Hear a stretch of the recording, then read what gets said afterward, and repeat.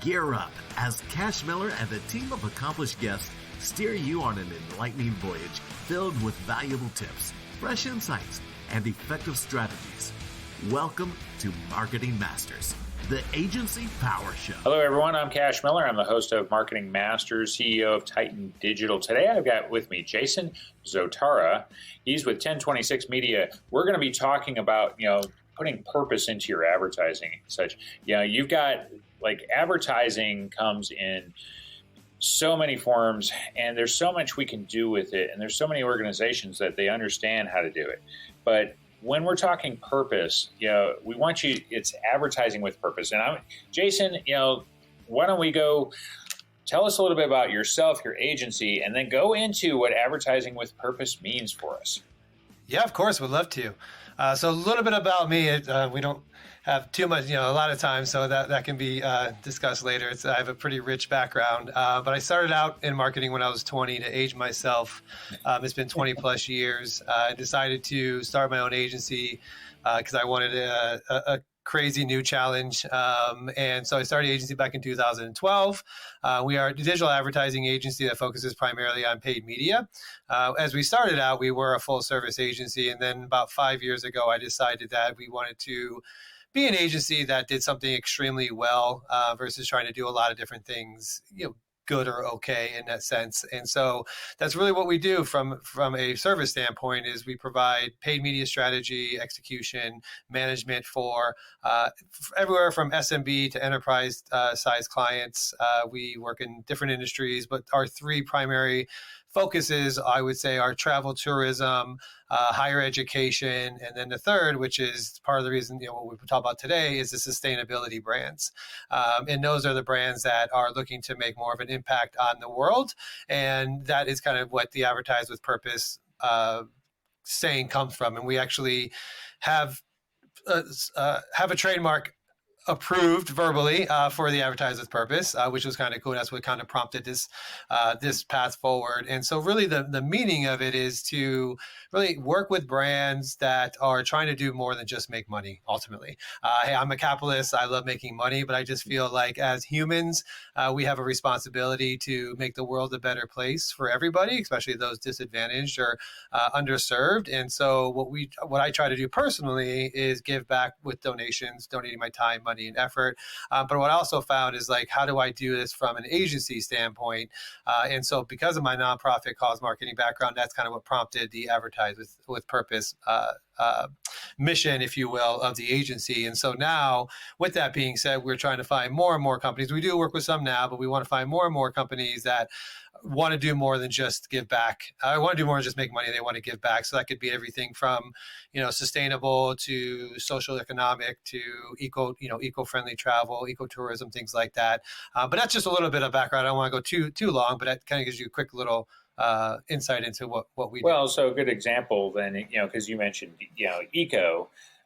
So companies that really are pushing environmentally friendly, and then in their advertising, they're also trying to, put that across as part of their message, right?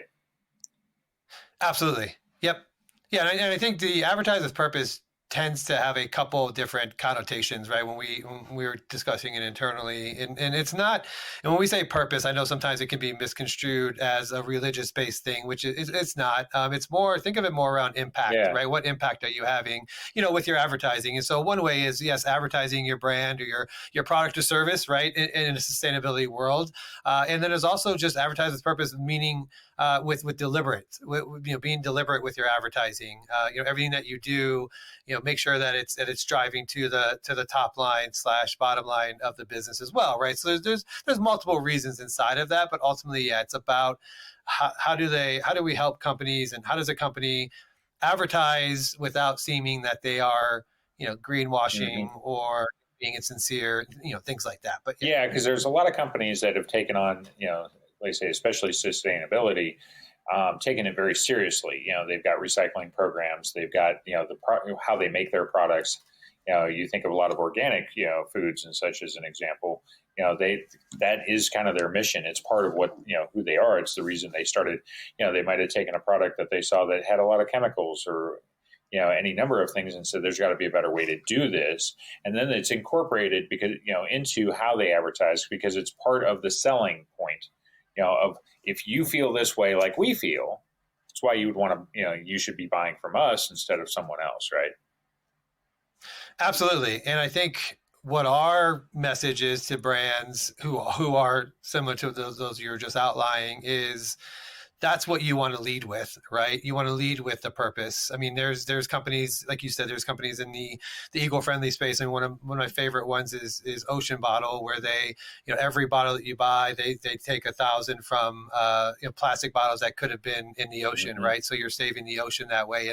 And they talk about their purpose, which is saving the ocean and being eco-friendly. And rather than talking about how great their water bottle is or the different colors that they have, they're leading with the fact that if you buy one of our bottles, you can help save the ocean. I think those are type of messages that we resonate with.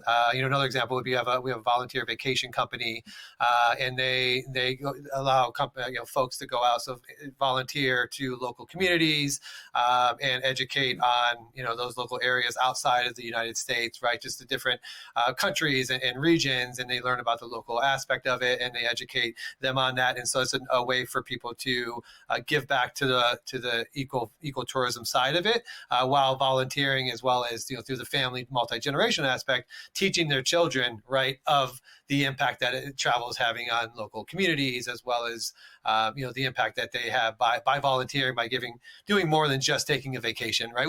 We all love vacations, yeah, sure. But heck, if you can volunteer and help the local community at the same time, then again, why not? Yeah, coffee tends to be that way too. Because they'll do, who they're buying the coffee from. You're helping these farmers, so you have that cause. They're helping farmers in third world countries that are growing beans, but they're helping sustain their livelihood by, yes, this coffee is going to cost you a little more because we want to pay them a fair wage, for their product, or a fair amount of money for it. And so if you buy from us, you're also you're ultimately supporting those growers. And giving a great product. So things like that. There's a brand, and I can't think of the name of it, but there's one that they're all about sustainability and cleaning up like the beaches and those kinds of areas. And their advertising actually focuses on that. And then they take a lot of the plastic that they get and they recycle the plastic, and then they make like bracelets and such, to show that you're supporting the cause. I don't know if you've ever seen their commercials, but I've seen them, a number of times and that's what they're doing. They're saying, hey, by buying this product, we are using that money to clean the beaches, and what we take, from the beaches, we're actually using to make the product. So it's being recycled, and we're making our world a better place, so that people can enjoy these things again, because they've been, polluted, littered, and you get all sorts of things, so there's a lot of ways that you can put together different causes. I know, like trees and stuff, that kind of stuff is always, huge, because, support us, and a part of our proceeds will go into, I say, planting new, more trees around the world. Yep. No, exactly. And I think, I'm not going to get into any political stance or anything like that, but we have one planet, right? So, mm-hmm. And unless Mars is ready to go anytime soon, like, I think we have to do the best of what we can to, preserve what we have, and not only for us, but for future generations. And that's just kind of how we look at it. Yeah. And I don't think Mars is going to be as comfortable anyway. Yeah. Everybody's going to be living on, we might be able to survive, but you're going to be under a dome. Right. Yeah. It doesn't sound fun. So, okay. So if you're going to try to advertise with purpose, if that's like, you say, okay, you've got something to build around, assuming that the organization already does, they have something that they believe in. What are some of the steps that you got to take to make sure that the the campaigns align with the core values that the brand has already put together, and, what their ultimate mission is?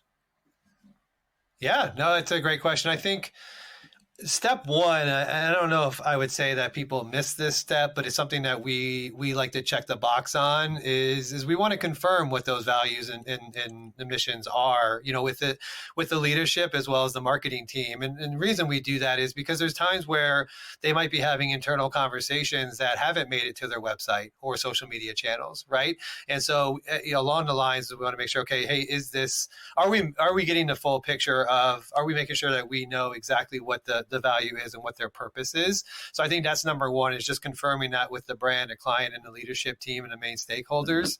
Once that is confirmed, we will then request any type of brand guidelines or style guides, if you will, around, because if they are a company that is leading with their purpose in that sense, then they most likely have that documented somewhere, right? And if it's in a pretty guide, I mean, great. If not, if it's just at least some type of content or text around, hey, this is what we want to, how we want to communicate it. Here's what we want to communicate. Here's how we want to communicate it. And a lot of times it's more of like, here's what we don't want to say, right? Or here's where we don't want to show up in that case.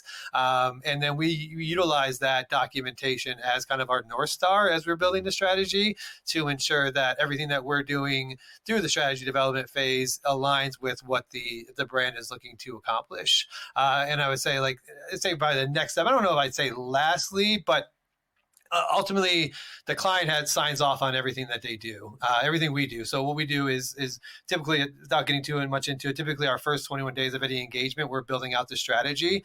And so we're looking at everything from market research, competitive analysis, keyword research if it's Google, audiences if it's social, right? We're building everything out typically in that first 21 days. Before we're building the strategy, I should say, before we build anything in any platforms, we have a strategy review meeting with the client, and we sit down and we run through the strategy with them, which includes everything from ad creative, right, messaging, content, all that stuff, right? So what's great about that is it gives the client another opportunity to say, okay, this aligns with what we're trying to communicate, right? It matches with our organic efforts or email marketing efforts or any other channel, right? In that sense. And so they have that approval before we're building everything out. So that's just kind of our third kind of step of like, this is how we ensure that we're aligned, is it get the brands / clients buy-in. Yeah.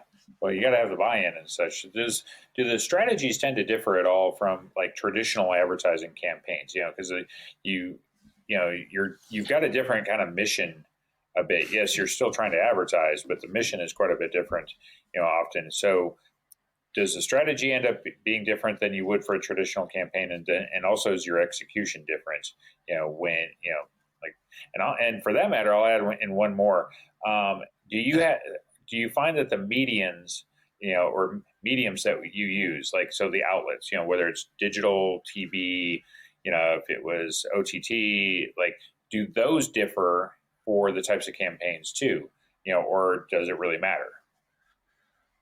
Yeah, so I would start with the first question about the strategy, right? I would say, although there are a lot of similarities between them, I would say that the main difference is typically when we're running these type of campaigns, we're leading with the purpose versus promoting a specific product or service. Like for example, when we were talking about Discover Core earlier, the volunteer vacations, like as we could talk about the amazing destinations they're going to, like Costa Rica and Thailand, right? How great they are, or their top 5-star level combinations. Those are part of the communication messaging overall. But when we look at it, we talk more about how they can volunteer at the local community level, right? How they can give back to the local people, how they can teach as I shared earlier, how to teach their children about volunteering, right? Those are some of the messages. So I would say from a strategic standpoint, it is leading more with your purpose and communicating that impact that you're making versus talking about a specific product or service. I would say that's probably where it's a little bit different from a strategic standpoint. Execution-wise, I wouldn't say there's a ton of difference there from an execution standpoint, because we have a pretty good process internally on the execution and in the management side, to where it's agnostic in that sense of like whether it's a purpose driven company or if it's a higher education company or organization, right, or institution, that kind of stuff. Like the execution is going to be very, very similar as long as we're staying within that guide of that specific purpose, right? The third component, so as I shared earlier, we only do digital, so we're going to be mostly think of Google, Meta, TikTok, Instagram, those Instagram is Meta, I know, but LinkedIn, Pinterest, and those type of platforms. So I would say the way that those are different and how those would play into it is mostly around their audiences and who they're speaking to, right? So for example, there's some clients that are maybe more of that younger generation, so they're going to lean more towards the social aspect, the TikToks and the Instagrams of the world, where you might have some brands that are maybe going after I'd say a more mature audience, maybe a more affluent audience, and so they're looking at channels like Google and Meta, Facebook primarily, that can tend to lean a little older in the demographic. So I think that's when it comes to the different platforms and channels, that's how those would differentiate between the different campaigns. Does that answer your question? It does. But it leads me to another question, because do you find based on the audience, because you mentioned younger people and certain things, do you find that in the case of doing any kind of a purpose-driven campaign, that there is an age demographic or any other factors that might, that say this is more successful typically with this type of campaign, with this demographic, than with others? Because, like older people, maybe it doesn't resonate as much. Do you see that there's an area that seems to work better demographically than, others? Yeah, so I would say there's two things that we found, and this is really aligned with, I think, the sustainability world and the ESG world, in the fact that I think, generally speaking, these type of subjects are being taken on by the younger generation. And we also find that, as great as the United States is, when it comes to geographic standpoint, the United States can be a little behind in the, let's just say, like the B Corp world or sustainability world, right? You get a lot of companies in, let's say, New Zealand or Europe, right, where there's I think in those regions and countries, there's a little bit more focus towards, the eco-friendly sustainability world. So I would say those are the two main areas, at least for this conversation, right, that I could say the differences between, the demographics and locations and things like that. Yeah. So certain locations around the world, we're not necessarily at the front of the, we're trying to be, as a country. But we're doing better, right? Progress, right? We're making progress, but there's other countries that tend to be further ahead than we are. So depending on the kind of company you have, and where you're selling products or services, it may resonate over there. If you're a larger company and you do, more global work, then there's going to be markets that you can tailor that messaging to better, and it will resonate better than other markets you might be in. Yep. Exactly. And I think overall, it's, or just lastly on this subject, it's the messaging of sharing the impact that the campaign has on, for example, if you're in e-commerce, right, you can tie things so every dollar that you spend saves X amount of, plastic bottles from, and so you can kind of equate it that way. And so when you're leading with that, in that case, and you're sharing more about the impact that you're making and you're contributing to and you're being a part of, versus, hey, you have a shiny new product or, a shiny new service, that kind of thing. And I think that's kind of the differentiating, as you're talking about, kind of what differentiates the two. Let's talk measurement then. So you run these campaigns. Do the metrics change? Because traditionally it's going to be how many conversions, how many dollars, sales, things that I drive, with whatever campaign that I'm running. And we know with digital, we can track a lot of that really closely compared to some other types of campaign, traditional advertising campaigns. So are there are there additional things that you're looking at or prioritizing even above traditional metrics? So I would say, the traditional metrics are obviously still vital, right? So, when it comes to e-com, revenue is still vital because and then when it comes to so typically we break it up into two, right? So e-commerce, we're looking at revenue, what is driving product sales, things like that, right? We're talking, services, generally it's more lead generation based. We're looking, okay, how many leads are we driving? At what cost, right? What are are those, but more importantly, where I want to say a lot of agencies, I never like to generalize people like that, but I would say there are some that, generating a lead is ultimately the one and only goal, and they can tend to stop there. Where what we try to do with our clients is we dive deeper into how are the leads converting into opportunities and into sales, right? Into bookings or enrollments or whatever the specific industry is, right? And so understanding the clients and how they're turning into and affecting the top line of the business is another metric that we look at, in addition to just how many leads we're driving and at what leads. So that's still within the metrics and ROI standpoint. But I would say further than that, going back to what I was just alluding to earlier, right before this, was looking at it from like service-based harder, right? But from a product-based standpoint, if you look at the impact they're making, so I will go back to the, I just keep harping up, but it's a great example to use is if for every one bottle I buy, reusable bottle I buy, or one of the bottles that saves 1,000 plastic bottles, if I sell 1,000 of those through the campaign, if it saves 1,000 per bottle, I just saved 1,000,000 bottles, right? So I think there's that aspect to it of, at the end of the day,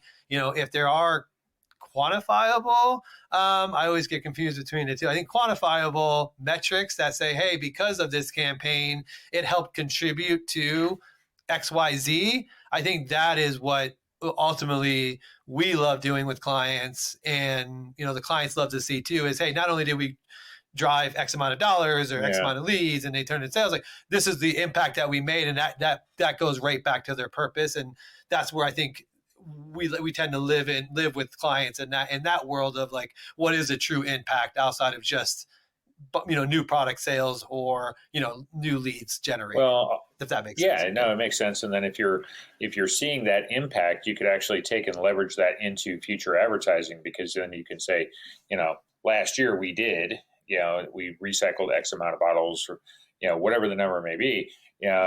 So whatever you're using to measure, like I say, you can lean on that then later and say, this is the impact you're having to help drive additional sales, get people coming back, repeat business, because they start to feel good about it, because they feel like, okay, because I bought from this company, I have made a contribution and they're letting me know. I've seen that a lot in like campaigns, where they'll, say that, your purchase supports this many of whatever. It can be, this many farmers in some third world country, whatever it might be, but that's, that happens a lot. So you can basically take, by paying attention to those extra metrics, you can extend the advertising and start to build out the campaign even further. You start to incorporate it in your strategy after you've actually got such advertising running. Absolutely. Yeah. I think there's multifacets to that. So I think one on the campaign front is you can utilize those folks that have purchased and do remarketing campaigns, right, to get them to either be a repeat customer or to refer their friends and family, and to really turn them into, turn them from a customer to an advocate, right? So I think that's number one with that. And I think number two is, when you're in the boardroom or you're in the leadership meetings and you're talking about the advertising, campaigns that you're running from a marketing standpoint, right, it makes it a lot more, when you're fighting for budget or trying to, allocate budget, it makes the conversation a little bit easier when you're saying, this is what it's contributing to our purpose and our mission, right? And what we're trying to accomplish too, right? From that standpoint. So maybe you get an extra, a couple extra grand or something per month or per, whatever the numbers are, for your budget that you can now dedicate to it, because they know it not only affects the top line, but it's also helping the overall brand purpose. Yeah. Well, you talk like, budgets and stuff, marketing, often, with larger organizations, you're going to have a marketing department. They're going to have set amounts of money, budgets to work with. And you could technically take these kinds of campaigns and split test them against traditional. So you run a traditional campaign focused on something, especially if it's a product, but similar, but it's not doing the sustainable part. It's a product campaign. You have this much that you invested. What's the return on sales? And then you run it against one that is sustainable. And even if they were to come out equal and they basically had the same kind of performance, the differentiator of why you run the sustainable one is because of the sustainable aspect of it. And because that doesn't exist on the other side. We recycled this much plastic, or, whatever it is you're going to do, but you're able to use that as like extra leverage of why this campaign was actually more successful, even though the top line numbers were essentially the same. Absolutely. Agree 100%. Yeah, great point. Yeah, so there's a lot of different things that you can I guess ways to think about, if you're running these kinds of campaigns, of what you can do. What if so if you were a company that has never done this type of thing, so how would you consider, a lot of companies, if they want to adopt a core purpose, they want to say, we want to be able to support, certain initiatives, but we don't know even where to start with this kind of thing, because I know a lot of companies say this is kind of new to them. We have some companies been doing it forever, right? Yeah, for as long as especially if it's anything that's planet driven recycling, Yeah, you have Patagonia. Yeah, right? exactly. They literally took their whole company. Sorry to interrupt you, but they're a good example. Everything they do is, but they've been doing it since almost day one, and they've been around since 1960 or something. I mean that guy literally gave up ownership of the whole company and said, we're going to make it so it's totally a nonprofit, and that way we can pump all the money that we make back into sustainable causes. He's like the extreme example of what you do. I mean, he gave up ownership of his own business to be able to turn it. He's like, I can't take it with me to the grave. So, hey, talk about all in, right? I mean, you got to respect that. Yeah, no, and of course that's amazing. He did well in his career and stuff. I'm sure he kept enough money. He kept enough money to take care of himself. But but so how does a company go about just kind of discovering their purpose if they're going to put it in the advertising? Because I'm sure you work with companies that say, okay, we love the concept, but we don't even know what to focus on. Yeah, so I think for us, when you're talking about that, I mean, I'm going to look at it from an advertising perspective, right? I think when and I think that's where you're asking as well, because I think from a brand standpoint, ultimately, the reason why people create products or services, I'm a huge Shark Tank fan, and I've watched pretty much every episode. All 1,000 of them or something they're probably up to? Oh, yeah. I mean, I can't remember. I can't imagine there's one I've missed, and some I've seen lots of times. But one of and so from that standpoint, generally it's created from a need or a problem, right? For example, when it comes to the actual advertising, I know there is one of the things that we encounter a lot with as part of our partner, we have partners, partnerships through our organization, and we work with some of the folks in the B Corp world. And so B Corps are, there's a certification that you can get through the B Corp space, which shows that you are sustainable, and so forth. And so, some of the consultants that work with those type of companies, one of the things that they encounter is how does a company do this without seeming that they're insecure or insincere, or token per se, right? And I think ultimately what it comes down to is believing in who you are and what you believe in, and knowing that you're always going to have somebody, a majority of people who are going to disagree with what you're doing, no matter what you do, right? And there's always going to be that percentage of people. So I think as long as you're being sincere and you're doing the right things inside that organization, and you're not just doing it to, for example, greenwash, right? That's one of the words that are being thrown around here in that aspect of so I think that ultimately is, are you really doing what you're saying you're doing? And I think that's where it starts out at the core. And then from that, as long as you know that your audience is the ones that are going, that your audience are the ones that are going to be engaged with that purpose and help you get to that purpose, then it's a little bit easier to then lead with that purpose-driven mindset, right? If you're a company where you're like, hey, I'm just trying to get on the train of the green, initiative, and you're like, I just want to do some ads. It's like, well, it's not really at the core of what you do. One is typically we won't take them on if we feel like they're being disingenuous or anything like that, or misleading. They want to do it because it's it's trendy. Everybody's doing it. So we should do it too, but we don't really mean it.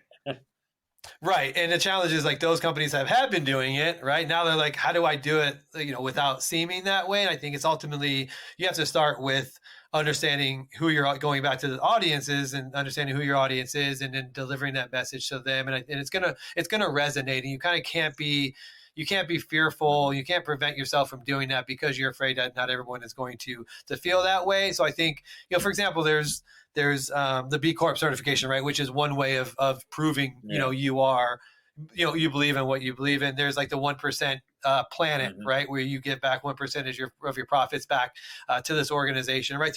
There's different initiatives out there that provide kind of that social proof, if you will, that hey, you are actually giving back. You're not just doing this to be part of a cool trend. But yeah, so I think ultimately it's like, do you believe in yourself? And then people are going to believe in it as well if that's the case, right? If you're sincere. I would add something to that too, is time. Yeah, because if you're new, yes, they're going to make, you're just starting doing that type of advertising. It takes time. You have to stick to it because, if you really believe in it, you've got to let it sink in with your audience. Yeah, because that's what advertising is. That's what marketing is we're hitting with a message. Well, you got to be able to keep hitting, because if you stop, then it does seem insincere. You just did it because, in which case you could actually see kind of the opposite, a bit of a backlash, because you had some people buying in potentially that, yes, you actually mean what you say, and then you stop, and then, they're going to be like, okay, what happened? So if you continue it and you reinforce it, then it's going to come off as being better, because you actually, like I say, you're going to get buy-in from your audience that you're serious about it. Yeah. Right. Well, I think what's most important, which I need to add here, is you have to have a good product, right? And you have to have a good service. Yeah. I mean, ultimately, right? And I mean, there's very few companies that, they may buy from you if you're in superior, you're not a superior product or service, or if you're an inferior product or service, there might be. But, if your product doesn't work as you say it does, or your service doesn't deliver the type of service that you say, it doesn't matter what your purpose is. Like, ultimately, you still need the core of a great product or service that you can provide to somebody that they're buying, right? That's just something I got to throw out there, because I think it's important in this conversation. Yeah, well, I'll go back to the coffee example. It's like, you might buy the greatest beans, but if you can't make a cup of coffee out of them that's worth it, nobody's going to care. That's true. Yeah, if you burn your coffee, exactly. They're either going to blame it on the saying you need to buy from different farmers, or they're going to blame it on you, and it's probably going to be you. So that's a really good point, because if the product or service that you are providing doesn't live up to what you're essentially to the expectation, because especially when you're doing sustainable, so like organic, I know if you do anything like organic food buying, the expectation is because you're still going to probably pay more for it. So you're as a company you're charging more. Well, the expectation is also going to be raised, because it's felt like it's a premium product right out the gate because it's organic. That word has become very associated with anything that's food related. That I'm buying organic, I'm willing to spend more. Yes, so I expect.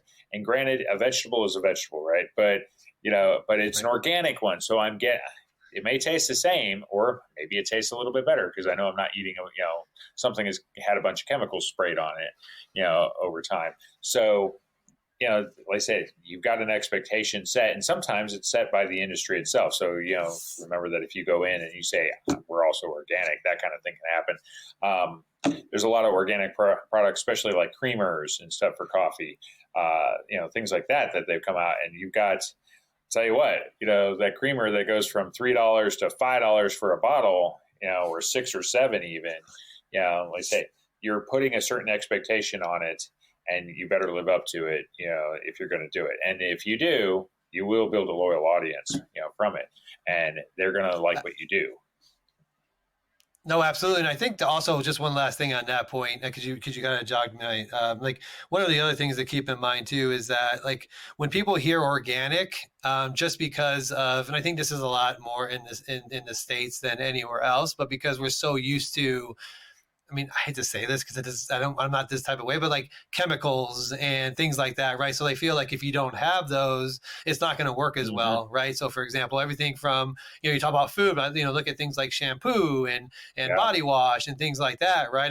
I can say I've tried organic deodorant and it doesn't work, and that's one thing I will not use organic for. I learned that lesson, but I think from other standpoints, like it's cruelty free, right? And so there's that expectation of not only being better, but like, can you at least be as productive or as as good as these historically, just because that's what we have in our mind. Like, can you perform as good as these, as well as while being organic?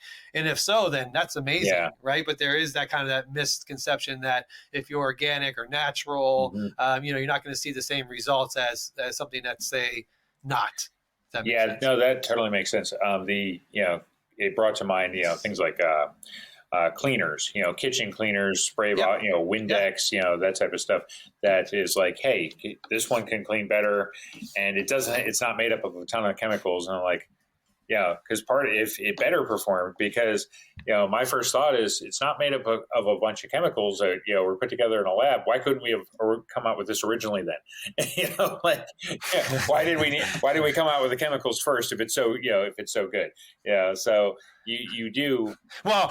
We won't get into that today, but I think we have an answer to that, why that is. But sorry, but you're right. I think because I just spoke with a company called Wild Clean. They're actually they have offices here in Boulder, which is I'm in Denver, so Boulder's down the street, and they are. That's their purpose is that to really unmuck the world is their trademark, right? Is to provide organic cleaner and do it really, really well, because again, the misconception is you can't. So you're right but I think it's just training our psyche, right, in our mind, to know that, hey, there are quality products that we can have without putting chemicals in them or whatever process that is, without getting on the. I don't want chemical companies coming at me. Like, it's fine. Well, it still goes back to that. If that is your purpose, whatever it may be, you have to allow it for time, because like you just said, retraining, because we're used to, we know the chemicals will work. We're going to buy that first in this particular, case. And some of these other things, we don't know if it'll work, we hope it will, but if it doesn't perform, then I'm not going to go back no matter what your purpose is, because I'm not going to buy necessarily. Yes, it's definitely more sustainable or whatever, the way your process, the thing you make, but it doesn't perform as well. And I need it to perform better. So keep that in mind. Exactly. So, hey, this has been a great conversation, Jason. How would people, they want somebody that's like really into, these types of, this type of advertising, you're a pro at it. How would they get a hold of you? Yeah, absolutely.